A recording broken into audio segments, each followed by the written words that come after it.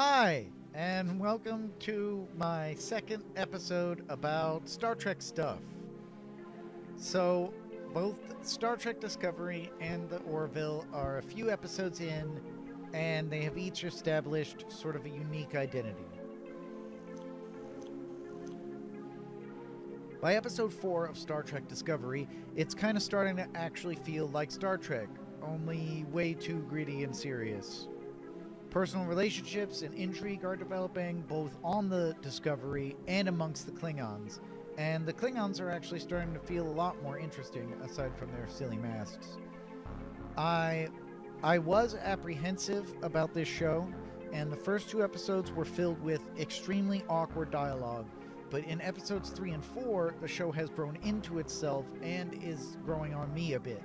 The awkward dialogue even feels more natural in the current setting of nerds involved in ethically dubious top-secret military research on board the Discovery.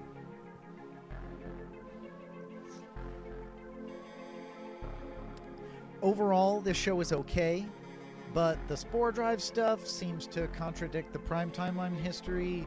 The Klingon rubber mask appearance is sillier than any alien previously featured in Star Trek, and it's hard to get past the atmosphere of the show, which feels more Kelvin-esque or Abrams-ish than it does like old Trek. Though scene cuts and camera angles in episodes 3 and 4 have evolved into sort of a compromise between Kelvin and prime timeline ambiance. The Orville, however, really feels like Next Generation in appearance and in tone, but it has its problems. And episode 5 of Orville emphasizes everything that I've hated about the show. So, Commander Kelly Grayson, who has exhibited stalker behavior since the very first episode, decides to spy on and stalk her ex-husband's new crush, even going so far as to recruit another officer to help her spy on the woman in question. Rather than finding out she was wrong about the person, her suspicions are vindicated, and her paranoia and stalking actually save the day in the end, teaching like a very bad lesson. In addition to that problem, Captain Ed Mercer, the ex-husband of the stalker, is extremely hung up on the species of the man his ex-wife cheated on him with. "She cheated on me with a Retepsian," he can be heard repeating almost every episode.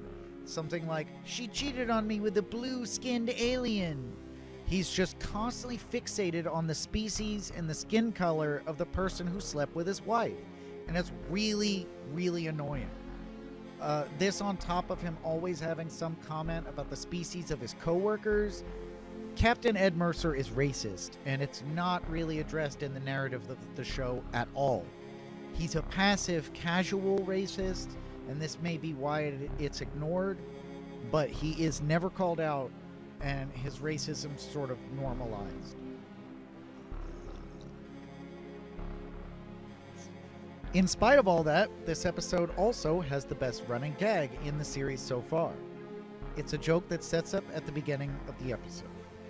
The mischievous human pilot, Lieutenant Gordon Malloy, plays a practical joke on Isaac, the alien robot, involving Mr. Potato Head pieces, and then dares Isaac to reciprocate with his own prank.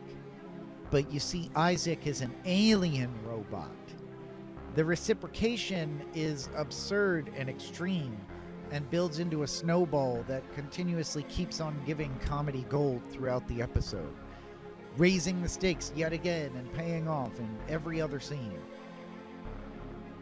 Overall, it's a funny sitcom that has the atmosphere of Next Generation, but it tends to recycle wholesale the plots of Next Generation episodes, and the self-righteous characters have a dubious moral foundation.